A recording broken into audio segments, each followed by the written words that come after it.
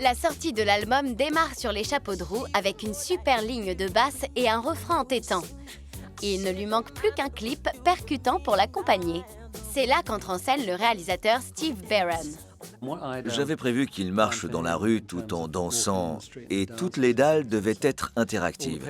Il suffisait qu'il pose le pied dessus pour qu'elles s'allument. Il pouvait alors aller où il le souhaitait, à la vitesse qu'il voulait et faire autant de pas de danse qu'il désirait. Je m'étais dit qu'il allait improviser un peu et faire aussi ce qu'il avait répété. Mais évidemment, vu le budget, le directeur artistique n'a pas pu nous fournir ce qu'il avait promis. Et quand je suis arrivé sur le plateau pour le tournage, j'ai dû expliquer à Michael ce qui fonctionnait et ce qui ne fonctionnait pas. Je lui ai dit, malheureusement, sur toutes les dalles, seules 11 fonctionnent. On a un technicien qui peut les allumer chaque fois que tu marches dessus. Il est là, avec son journal, son sandwich et sa tasse de thé. Celle-ci marche, ces deux-là aussi, puis tu dois passer par-dessus celle-là, puis il y en a une là, et encore deux là et une là.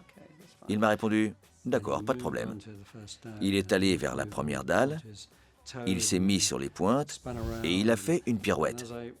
J'ai reculé avec la caméra et je n'en croyais pas mes yeux. Ça allait au-delà de tout ce que j'avais pu voir auparavant. L'oculaire de la caméra était recouvert de buée. À la fin de la prise, il y avait tellement de buée à cause de l'énergie qui se dégageait de moi. J'étais témoin d'une telle énergie que je n'y voyais presque plus rien. Mais j'avais suffisamment vu pour savoir que j'avais assisté à quelque chose de phénoménal. Ce que nous nous apprêtions à offrir au monde allait dépasser tout ce qui avait pu exister auparavant. Billie Jean, c'est une chanson pop 24 carats. Ces dalles qui s'illuminent. Je me rappelle que quand je marchais dans la rue, quand j'étais petite, je ne comprenais pas pourquoi ça marchait pas. J'essayais, mais ça s'allumait pas. Michael enchaîne les tubes et fait sortir de sa cage Beat It. La solution au problème des gangs violents? Le pouvoir de la danse.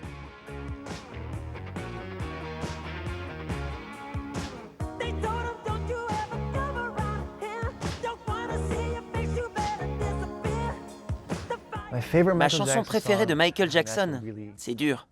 C'est comme demander quel est son enfant préféré. Mais à chaud comme ça, je dirais Beat It.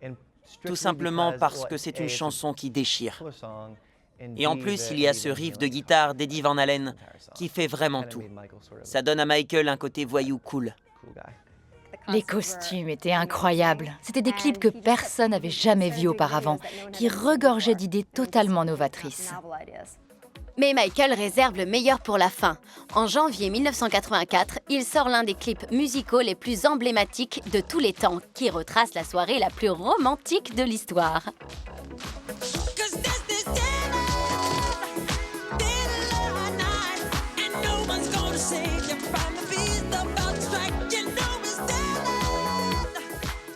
Mon clip préféré de Michael Jackson, ça fait un peu cliché, mais c'est Thriller.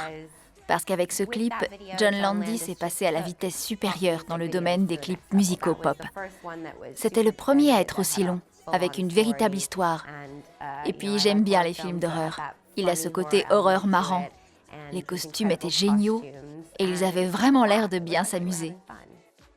Ce n'est que mon opinion, mais pour moi, Thriller, c'est de loin le meilleur clip de tous les temps.